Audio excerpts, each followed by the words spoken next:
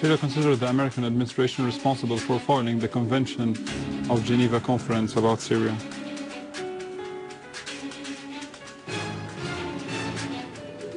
Units of the Syrian army restore security and stability to al-Aziziyeh and chase terrorists in Aleppo countryside.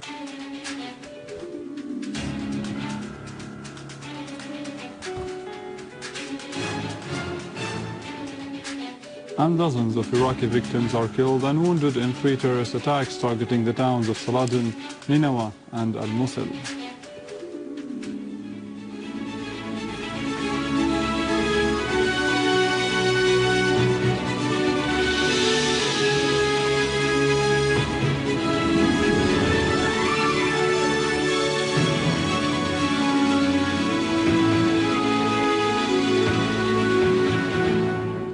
Good afternoon, this is news in English from the Syrian Arab Television in Damascus.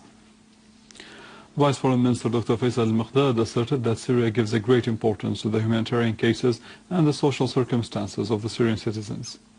In a press conference, Mikdad stressed that the West made sanctions against the Syrian citizens in support of others like al-Saud regime.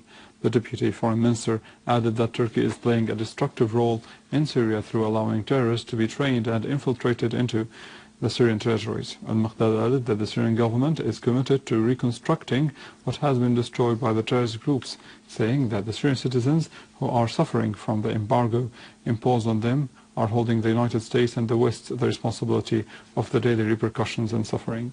The Vice Foreign Minister thanked the countries that supported Syria with humanitarian aid like Russia, Iran and China, pointing out that France, Turkey and the Saudi government, instead of giving support to the Syrian citizens, gave weapons to the terrorists fighting in Syria. Al-Mikdad also said that the international humanitarian law pointed to the necessity of respecting the sovereignty of countries. Al-Mikdad added that in Syria we have a High Commission for Relief that works in cooperation with the Syrian Red Crescent. The Vice Foreign Minister stressed that the terrorist groups stole the aid convoys that were coming to the Syrian citizens in need. He also said that the Syrian government first priority is to give the aid to the citizens, as the government is committed to give the vaccinations, for example, for each Syrian child wherever they are.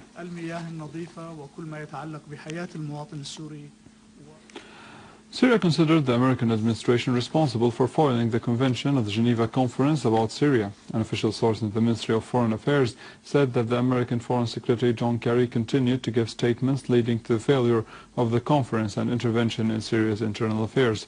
This is a violation of the Syrian people's right to determine their future. The source added that if the U.S. is truthful in its cooperation with Russia in sponsoring the Geneva Conference, then Kerry should understand that only the Syrian people have the right to elect their leadership and to determine their political future without any foreign intervention. In Daraa, a unit of the Syrian armed forces clashed with a terrorist gang in al-Manshiyeh quarter, killing and wounding many terrorists. During their chase of terrorist gangs in the village of Ataman, units of the Syrian army killed and wounded several of them, including the Egyptian Tariq Hani and Shadi Abu Njum. In War al-Lajat, another army unit clashed with terrorists near the bridge of the village of Wardat, killing and wounding several of them. Units of the Syrian Arab Army restored security and stability to the village of al-Aziziyeh, killing and wounding many terrorists in several towns and villages in the countryside of both Aleppo and Idlib. Units of the army carried out a flash operation that lasted for 48 hours against terrorist hideouts and groups to the north of al-Sfeira in the southeastern countryside of Aleppo city. The remaining terrorists are being currently chased away from the nearby village of Tal Alam.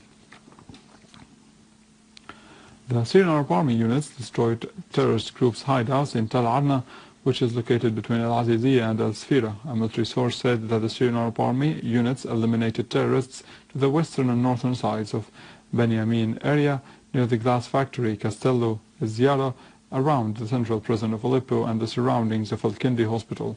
Meanwhile, other units destroyed missile launching pads, mortar cannons and terrorist hideouts in the villages of Ejdede and Aquaris. The source pointed out that the army units eliminated armed terrorist groups, members in the village of Ain al-Jamama, and the army also destroyed 2 vehicles with weapons and terrorists inside on the road of Al-Bab Aleppo.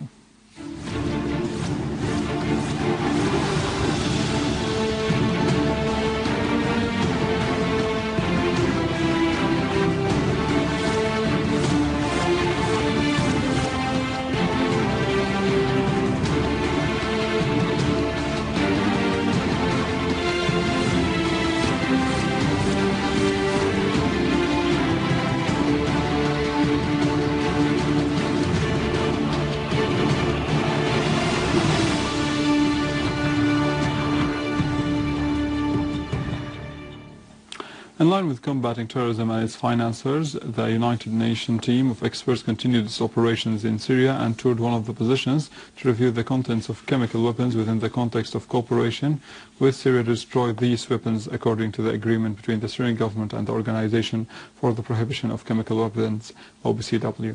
The team carried out the measures to close and seal those locations. The coordinator of the joint team, Mr. Sigrid Kaag, asserted that Syria was fully cooperating with the inspectors. She thanked the Syrian people and government for this true cooperation. The experts and all those seeking peace in the region hope that this Syrian attitude would contribute to emptying the region of weapons of mass destruction.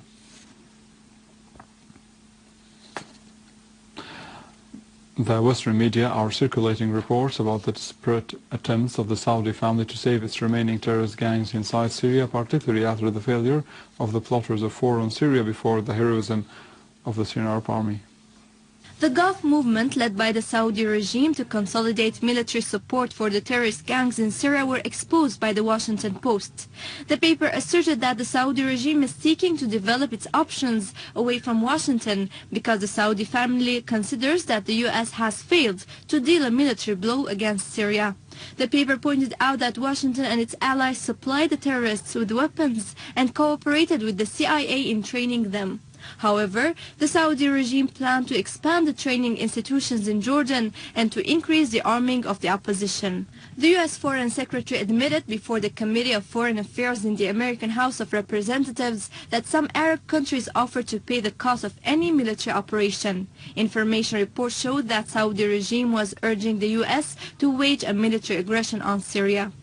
Erdogan's government is afraid of the spread of terrorism to its own territory. The Turkish paper Hurriyet revealed that explosive devices were found on a ship that arrived in Alexandroun from Egypt. 2 people on board were detained and admitted that they intended to carry the explosives into Syria.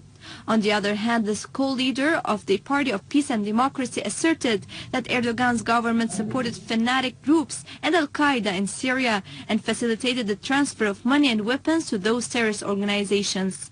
As for the opening of the 2 illegal crossing points on the Syrian-Turkish borders, the Turkish paper Yort asserted that the Republican People's Party presented a memorandum about the dangers of these crossing points on the Turkish citizens in the border areas.